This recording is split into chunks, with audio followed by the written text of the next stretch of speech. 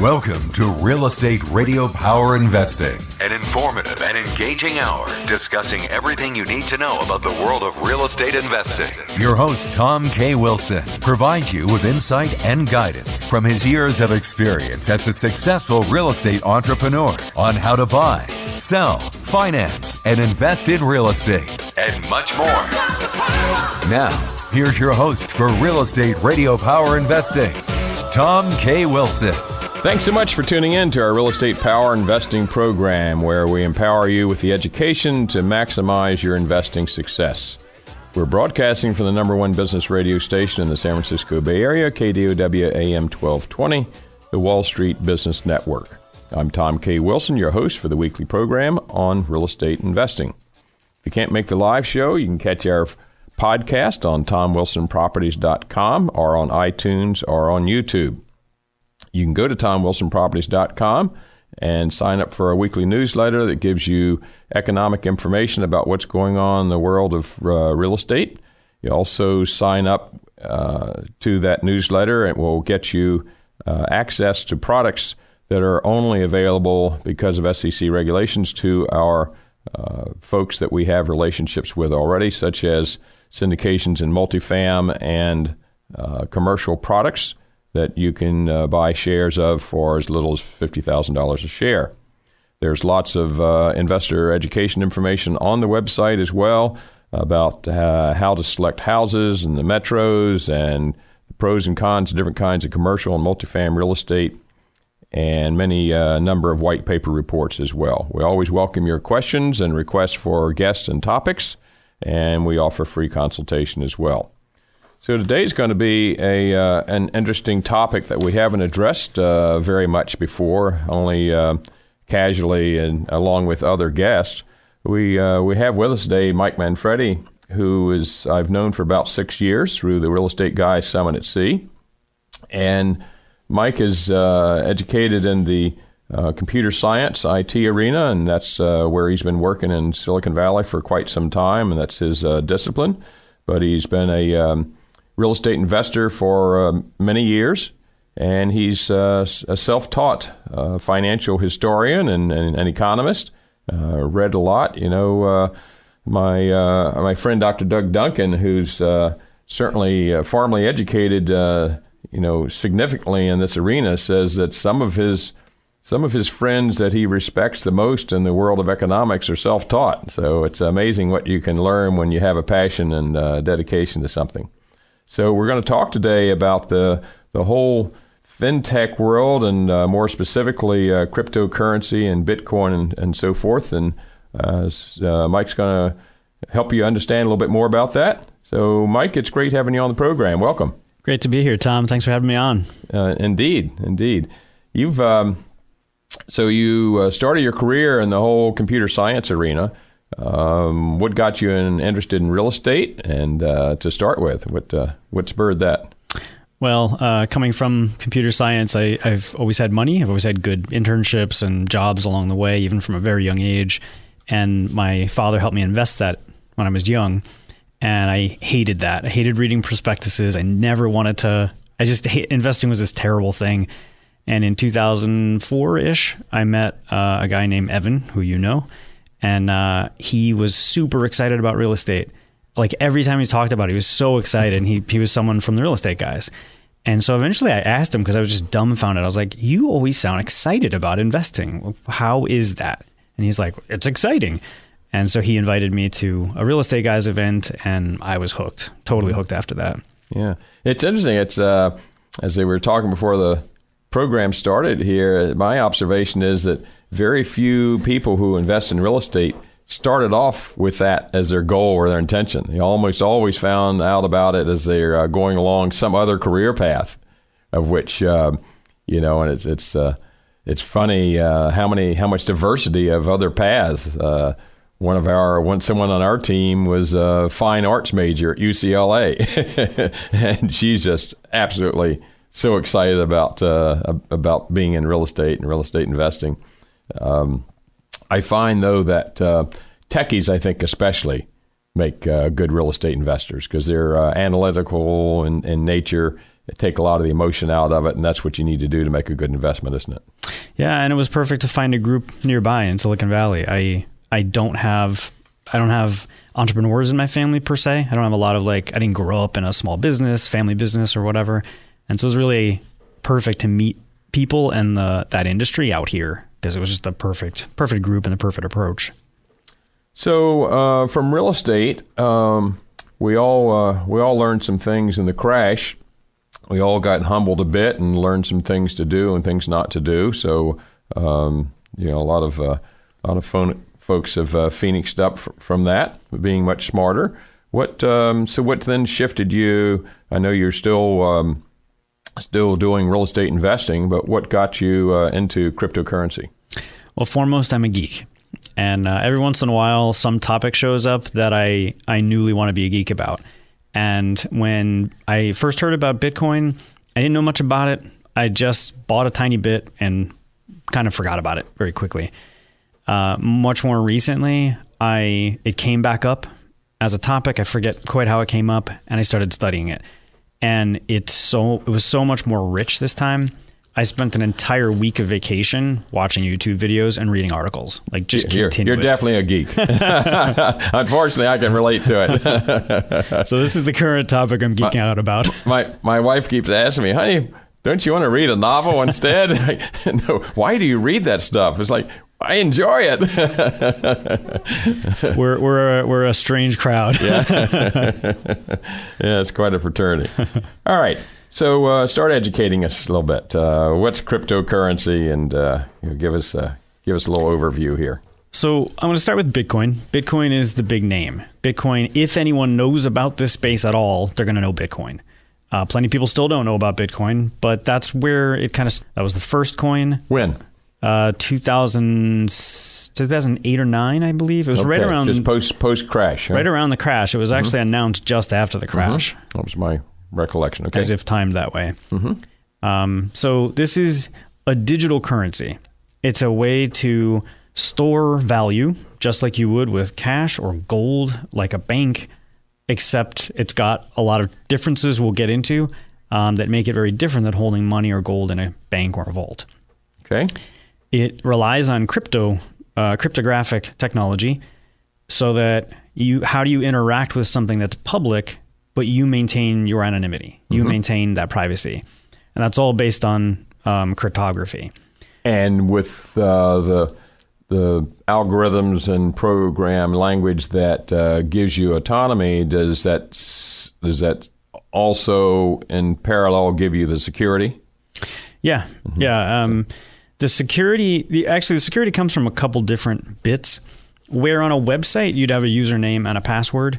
In this case, you have what's called a private and a public key. This is a pair of keys that, just like a cipher, like old school World War II or World War I cipher of secret decoder ring kind of thing. A becomes G and B becomes Z.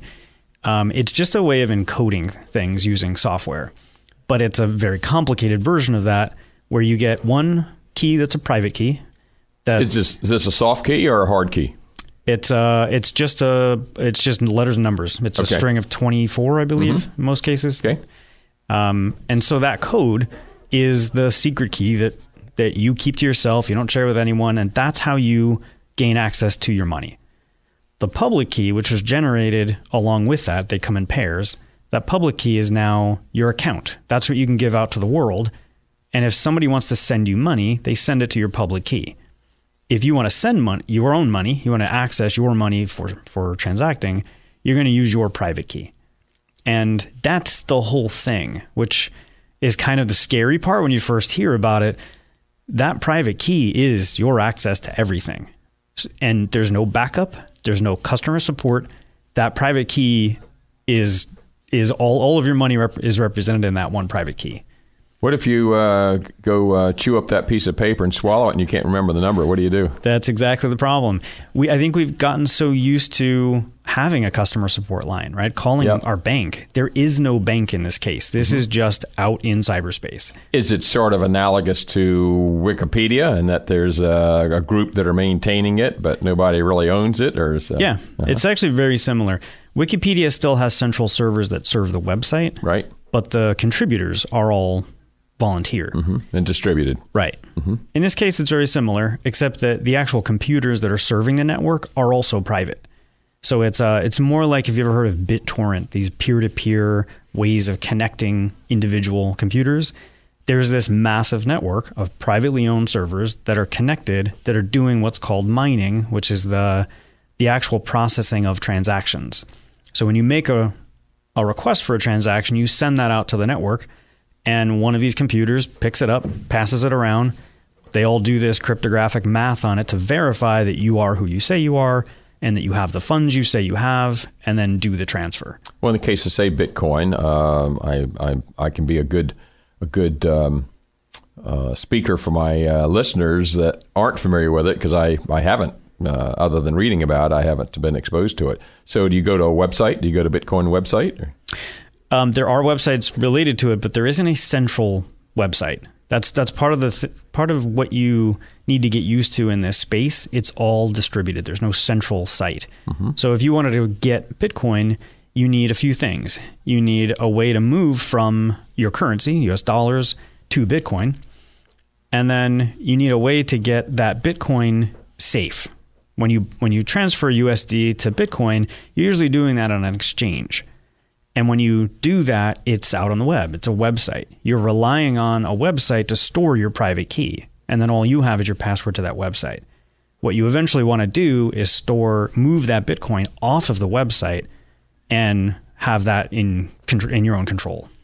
And we'll be getting into what that looks like. But okay. So if you want to go move money into Bitcoin from a Wells account, you go to a site that supports Bitcoin. Yeah, so the most popular site right now is Coinbase.com. And you'll link your account, you'll verify your identity, and then you can transfer a limited amount of money at a time by ACH, very common transaction, into Bitcoin, into Coinbase, and then transfer from the cash on Coinbase to Bitcoin. Okay. So when we come back, we'll talk a little bit about how it differs from a banking system, because, of course, the bank isn't putting gold or any other physical thing in the account. It's digital in a way, right? Because when you move money around, it's just moving digits. Just like when we have the Federal Reserve, if they're doing quantitative easing, people think, oh, well, we say printing money, but you're not really. It's just something entered in a computer. So we have Mike Manfredi with us today, talking about Bitcoin and the cryptocurrency world, teaching us about that so we can learn a little bit more, because that may be where the world's going. This is Real Estate Radio Power Investing. This is Tom K. Wilson. Stay with us. We'll be right back.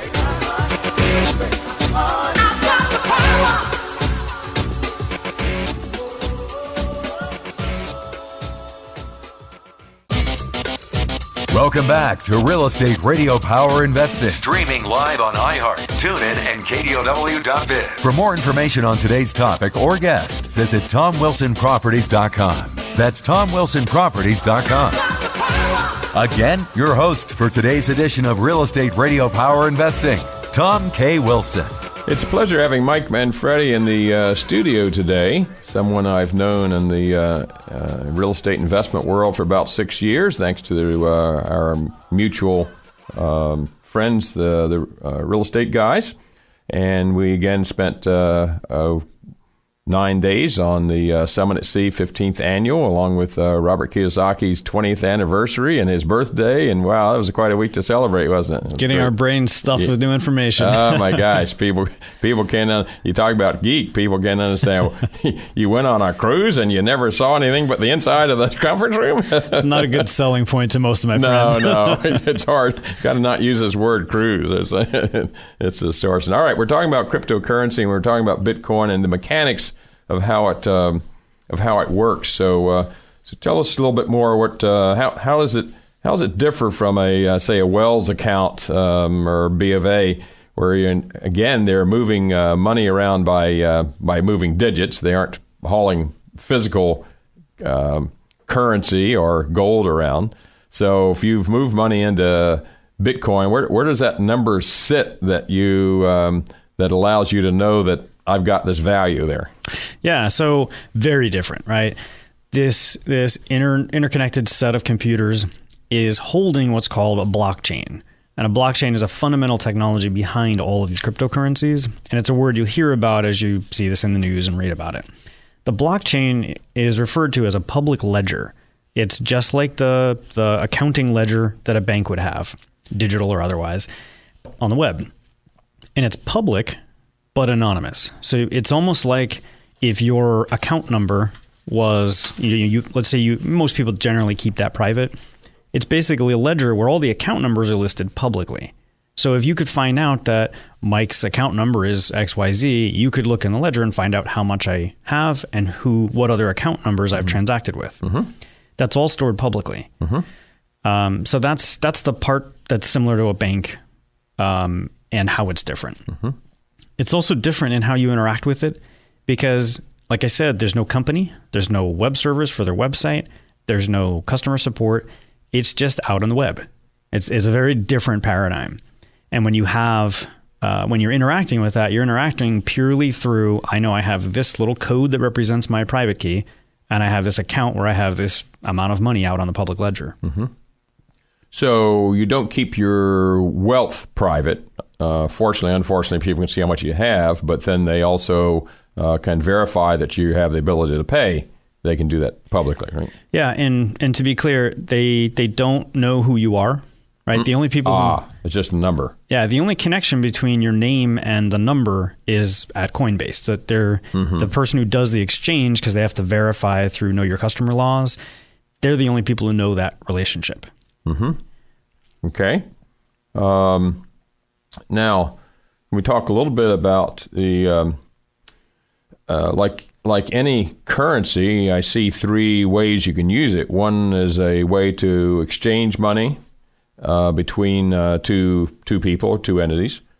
Two would be a way to store wealth or money, and then a third way would be to use it as an investment vehicle where you're I guess you're betting, gambling on different exchange rates between that and other currencies, right? Absolutely.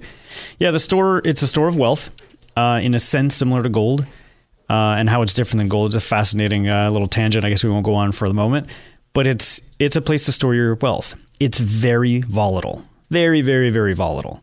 Now, gold is kind of volatile also, but this is volatile in a very much shorter time span.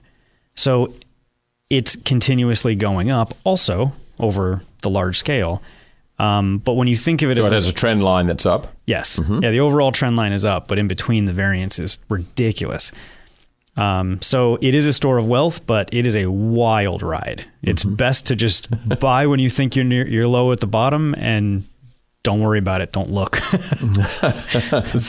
So it kind of feels like it's, for a lot of people, it's more of an investment gamble than it is a vehicle for transactions? Or particularly now, I think that's the primary way it's being used. There are more and more applications for it. Which probably wasn't the original intent, right? Right, exactly. But that has blossomed into maybe becoming very soon the primary use of cryptocurrency. Okay, all right. We have Mike Manfredi with us here today, who's talking to us and teaching us about Bitcoin and cryptocurrency and this within this crazy world of fintech.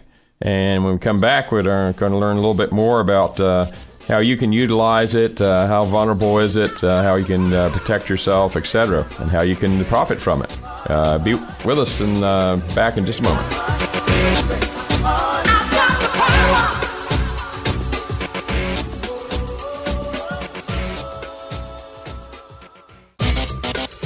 Welcome back to Real Estate Radio Power Investing. Streaming live on iHeart, TuneIn, and KDOW.biz. For more information on today's topic or guest, visit TomWilsonProperties.com. That's TomWilsonProperties.com. Again, your host for today's edition of Real Estate Radio Power Investing, Tom K. Wilson. Pleasure having in studio today Mike Manfredi with us, who's a longtime investor, a self-taught financial historian, and an expert in the fintech cryptocurrency world. So paint the bigger picture for us, Mike. So let's talk about size first. This is a depending on the day, it's changing every day. Let's say $110 billion area. Wow. Which relative to the rest sounds big until you look at the rest of the financial industry, and it's still pretty tiny. And some other numbers just to give people an idea. But it's a 10-year at best industry, right? Yeah. Exactly. Very, very early. Ethereum is the number 2 cryptocurrency right now, and it's likely to overtake Bitcoin in market cap very soon.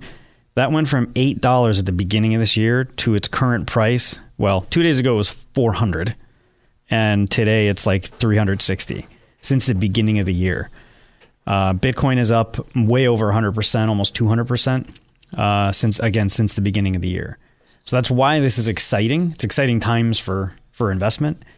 But the other thing about this, and I mentioned Ethereum. Ethereum is what's called an alt currency until it becomes the largest market cap, and then they'll change the name. But it's an alt currency in that Bitcoin is the father of all Bitcoins. And then there were all these other coins, some of which are just copies of Bitcoin that have been changed a little bit. Other ones are written from scratch and completely different things. Ethereum isn't primarily a currency. Ethereum is a computing platform. So people are writing websites, applications that run on Ethereum, which is such a strange idea. We don't even have time to get into it, but it is a brand new industry. They're creating what's called DApps, distributed applications. And Ethereum price has gone just crazy high in a very short period of time because so many people are writing applications on their platform. So that's there's over 800 currencies, 800 virtual currencies. Wow. And projects. There's projects like, what else can you use blockchain for? If you want to exchange coins, right? Let's say you have dollars and you want Bitcoin. We mentioned Coinbase earlier. Or you have Bitcoin and you want Litecoin. If you want to exchange it, you have to trust Coinbase.com. You have to trust some third party. It's called counterparty risk. While you're doing that exchange, you've got to move money there. They hold it. It's their money. If they go bankrupt, that money's gone. They are building these distributed apps to do exchanges where there is no counterparty. There are just computers in the network that know what you want and know what someone else wants and link the two of you, and you just transfer money.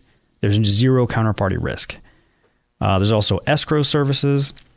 Very cool things like Uber rides. There's a company trying to do Uber rides publicly. So again, the website can't go down. It's a completely distributed version of the Uber service. So there's all kinds of cool projects out there. So it's taking advantage of the same concept of the internet in general. It's distributed, so you don't have any one spot that's vulnerable to the whole thing. All right. So we've got Mike Manfredi here with us today, talking about Bitcoin and cryptocurrency. And we'll be back to talk some more about that in just a few moments. Stay with us on KDW 1220 AM, the Wall Street Business Network.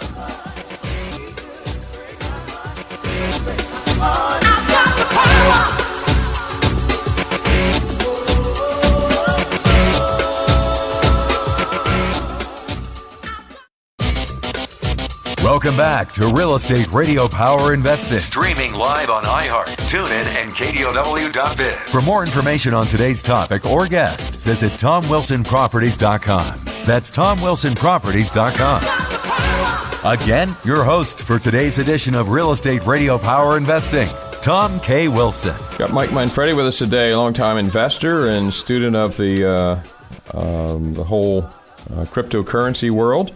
And Mike, what do you want to tell us next? Well, so I mentioned how many old coins there are and how many of these projects, these non-currency projects are out there. These are referred to, or at least the beginning of them is referred to as an ICO, an initial coin offering. Very similar to an IPO. These are tiny companies, and in this case, ridiculously tiny sometimes, where you publish a white paper on what you're going to do and people just hand you money. Let me guess, it doesn't take $500,000 and 9 months with the SEC to launch it. That's right. This is a very largely unregulated market. And so these... So far. It is the wild, wild west. A recent ICO sold out $35 million offering in 30 seconds. There were people, one contributor was $12.7 million, and they paid $2,000 just as a transaction fee to get themselves first in line with the network to make sure they got their share. So it is a wild market. Like I said, unregulated. You've got to know what you're investing in. You've got to know what you're doing. But it is fun. If free market sounds exciting to you, this is the place to play. Do you see a time when this becomes more a replacement for traditional banking as far as transactions and storing money, as opposed to being predominantly a big investment gamble? Yeah, I definitely think this is headed toward being your own bank. There are a lot of people who call themselves unbanked, and they just live in this world. So it will be it can be a complete replacement. However, I should also say, history repeats itself. The government will want a piece of this. So they're looking at something that's being referred to as Fedcoin, right? Building their own cryptocurrency to replace the dollar with their own version of cryptocurrency.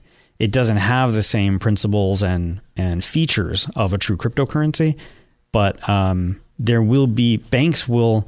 To kind of flip it on its head, banks will start using blockchain technology to create their own related technologies, and there will remain these free market solutions also. So for right now, is there an advantage or value or reason for using the crypto technology aside from, if you learn enough about it, making some intelligent investments? Definitely a great source of investment. I think it provides a lot of the same solutions that gold does. It's not gold, as very famous and educated people are saying right now. It's not gold. But when we look at what makes gold money, there's fundamental features that make gold money. So we talk about gold being scarce, right?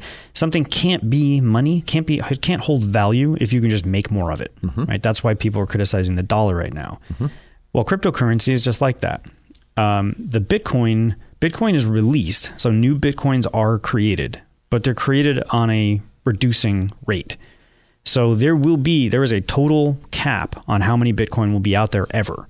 So at some point we'll hit that number and then there just are no more. Now, what do you mean by reducing rate? So they're releasing new Bitcoin into the system, and the rate at which they're releasing that will slow down. So it'll decay and approach asymptotically some final number, and that's defined ahead of time. Math is handling that curve. So when we hit that point, there's just no more.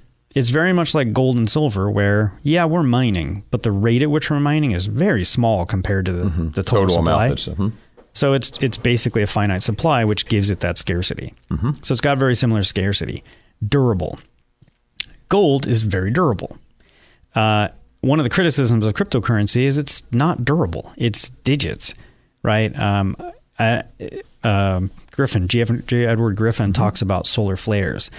If there's solar activity of sufficient magnitude that it interferes with the electronics on the planet and the internet goes down or something like that, all of this is stored in computers. So theoretically, it's less durable than gold. But it's also, that's an unlikely event not to happen for however many years. Yep. Well, for that matter, are big banks that are too big to fail. Exactly. And all that's digital too, right? So now presumably they've got backups. So do these cryptocurrencies have backup systems? And so what's been happening is the people who do the transactions, who are essentially acting as the bank, they're getting way more sophisticated. These people are buying warehouses in Iceland where cooling the computers is cheap. They're becoming redundant. They're becoming reliable the way a bank would, except it's a free market, so they're actually doing it better. So I'd imagine at some point when this becomes an issue, we'll be creating mining warehouses underground with lead shielding or whatever's required to make that happen. So how do the folks that support this get paid? Is there a service fee on your your transaction? Yeah, so every transaction has a fee built in. And there's this idea of mining where initially to incentivize miners to be part of an early coin, there's this additional mining incentive where that's where the coins are fabricated out of nothing. So miners get both of those incentives. Over time, once the network's established, it'll be only the transaction fees. So they're incented two ways. And the profits from Bitcoin mining right now for the people who are big enough to play that game are very, very high. Okay. What else you want to tell us in this segment? We've got about a minute left. Sure. So I'll go high level on gold versus cryptocurrency. Both of these are digital, right? If you own gold and you want to transact, you can get a debit card. You can spend your gold through a piece of plastic just like you do everywhere else. There's high fees, but it gives you access to your gold. Now, my fear with that is that makes your gold digital. It makes your gold accessible. So that's kind of scary to me. In the Bitcoin world, you can also get credit cards and debit cards, but you can have numerous wallets, so you can kind of split it up into, small amount, like a checking account. You'd never keep your life savings in a checking account. So it has a lot of flexibility. And although there are similar solutions with gold, I think they're just different things. And I think if you look at the comparison between gold and silver, gold does something really well and cryptocurrency does some other things really well. Mm-hmm. Okay. All right. Very interesting. Mike Manfredi talking to us today about the cryptocurrency world, what you need to know about it. And when we come back after the break, he's going to tell us a little bit about how you can learn more about it and kind of summarize how it might play a role in your life. So stay with us here on Real Estate Power Investing Show and with Mike Manfredi. We'll be right back.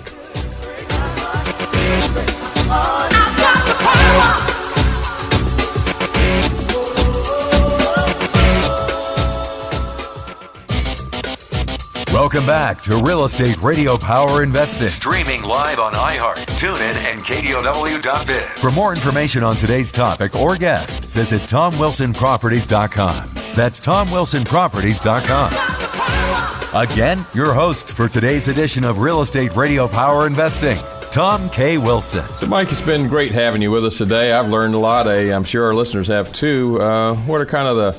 What can you summarize for the parting shots here, and how can people learn more about it? So Bitcoin and cryptocurrency is the future. It's been called the next internet. And we are at the mid-90s stage where the internet was in the mid-90s. I think we're very, very early on here. So well worth getting into. Get yourself a little bit, even if it's a tiny amount, you're not even investing. Get a wallet. Find out what a wallet is and how to use one. Get used to private keys and public keys. This is the future, and the more you understand it now, you'll be ready for that future, and you'll be more secure in that future. How concerned are the banks? Are they just they're going to try to jump on board by doing it too? Yeah, they're going to do their own thing. Absolutely, it's going to be a little bit of a war. So let's talk about how to learn more. I have been given this is a new thing, and it's an internet thing. The internet provides really useful, easy ways to learn about this. YouTube is a phenomenal resource. There are lots of people out there who know what they're talking about and provide content really nicely. There's a guy named Chris Coney who does a show called The Cryptoverse on YouTube. It's daily. It deals with news, deals with altcoins, really solid. He talks about wallets. He's got an education platform, really, really good resource. There's a cryptocurrency called Dash that's privacy focused and has a marketing campaign, which is very rare in this space. And there's a woman named Amanda B. Johnson who's basically running marketing for them. She has lots of YouTube videos that are also short, easy to understand, interviews really interesting people in the space. So that's a great resource. And then to get deeper into this, because some of these topics, most of these topics are very technical. To get a little deeper into the technical, there's a programmer named Ivan. So on YouTube, his name is Ivan on Tech. That's his channel. And he does a great job. As you hear these names, you'll be like, so what is gas? What is ether? You'll come up with these questions because you'll hear these buzzwords and you'll have no idea what they are. He's a great place to go to learn about that. Really good technical explanations. And he's a programmer. So, he has the background knowledge to be able to dive into those papers and translate them to the rest of the public. The other parting shot here is with cryptocurrency, your money is in your hands. I've said numerous times there is no product support line. When you get into crypto, it is your responsibility. If you don't do computer backups like you should, then don't buy crypto because you will lose money at some point. So learn the technology, get good at it, and know what you're doing. Wonderful. Mike, thank you so much. What an interesting topic, and I know all of you have learned quite a bit about it, and now you have some resources to learn some more. So thanks for being with us again today. It's been great.